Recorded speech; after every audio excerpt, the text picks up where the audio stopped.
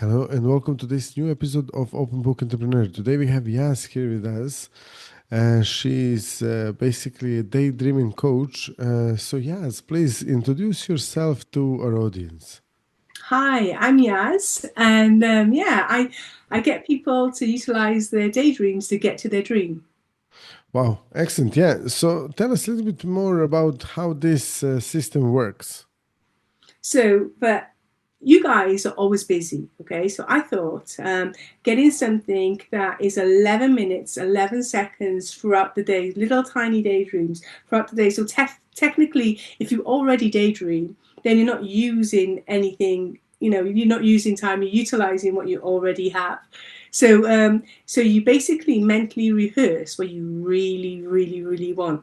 So basically, if you wanted to live in Barbados, for instance, like you'd be on that beach, you'd be sipping your coconut water straight from the coconut, and you'd be like your feet would be sinking in the sands, and you'd be smelling the tropical breeze, and you'd be hearing the waves that like it's like Barbados waves are like growls, it's growling at you, and like it's so serene though, it's just like, and you kind of rehearse it throughout the day, like throughout, like from the morning. The most potent is just before you go to sleep, and then you go to sleep in that state and you wake up in that state, and then it follows you, and then you like add some like smells and tastes and touches, and throughout the day, even though you're not quite in Barbados yet, you will see or feel or taste or touch something kind of adjacent to it in your reality. It's so magical how it works. And what are some of the results that people experience once they apply this daydreaming technique? Well, when I had one-to-one clients, it was like I suppose it was like in the moment, because it hits you in the moment. And then because we have AI now, and I'm able to give my clients that like videos rehearsal as well, so it's not just in your mind, you can watch it on your phone. Then it's easier to see, oh, I can reach that dream, it's right there in front of me, I can smell it, I can taste it, I can touch it, it's right there. But then, like, I don't know what you believe in, but like, I think that we want stuff, right? And then when we don't get our stuff, we get really frustrated, we get upset, and like, we did the work, we had the coaches, we invested £1 million, and so our peers in Bali 10K months, and there's me still here, and we feel like, ooh, like, where's mine? But this stops that, because you know where it lives in that daydream bubble, and you can access it throughout the day, like I know how that feels. And then instead of you chasing the dream and never quite getting there, the actual dream chases you. Yeah, yeah, absolutely.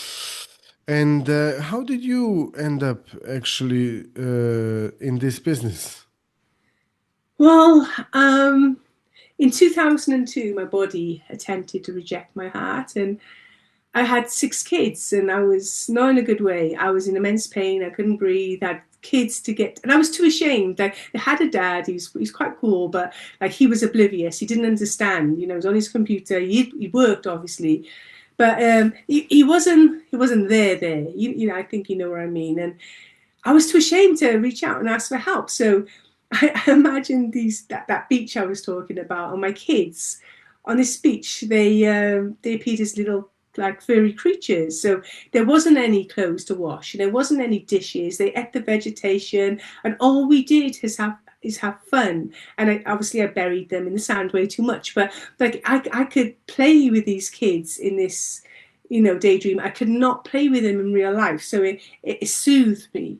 And like, as I told you earlier, I used to imagine I was an octopus, because octopuses have 3 hearts, and mine, that wasn't working well, equals 4 hearts. So 22 pills, tablets were keeping me alive back then. I'm on 0 tablets now, but I don't advertise it like that. I'm not here to heal you. You do this yourself. I share all the little techniques, and then you daydream them in your own way, in your own kind of like world, and then you tap into it, and then it makes you feel like like you've got this dial and you dial up your emotions, and it's just you're really buzzing, like fun, like happiness all the way. You don't actually need the stuff, or I got stuff. I've been loads of places, done loads of stuff with the kids. So yeah, you do get the stuff and you do get the money, but it's an inside job, like when you feel whole, like really, really whole inside, and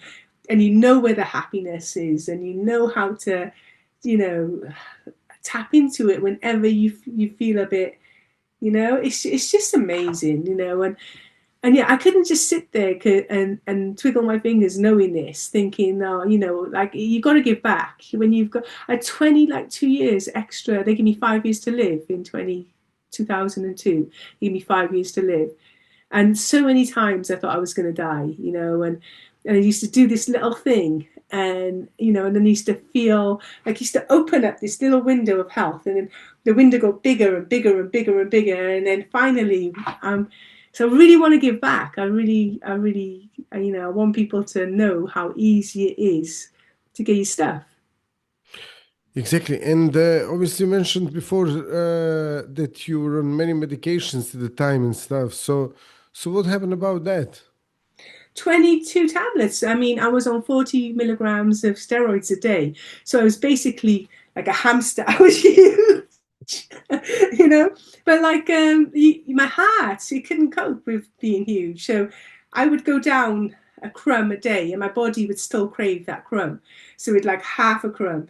And then eventually the 40 milligrams went to 20, then 10. And the doctors, they say, well, we're not taking any responsibility for your life because you're not supposed to be doing this. And I get it, but I'm not against doctors. Without doctors, without those 22 pills, I would not be sitting here in front of you. So it's not about, disrespecting like, the NHS or, doctors do a really good job, but I don't know, like it's just an extra, it's just an add-on.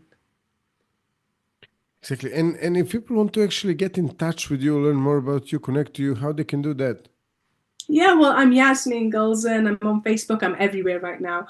It's like some of my things are called Imagine with Yaz, and yeah, DM me.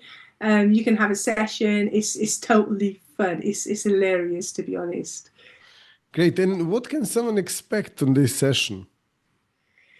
It's kind of different because we do not bring anything like, well, in Imaginary Land, right?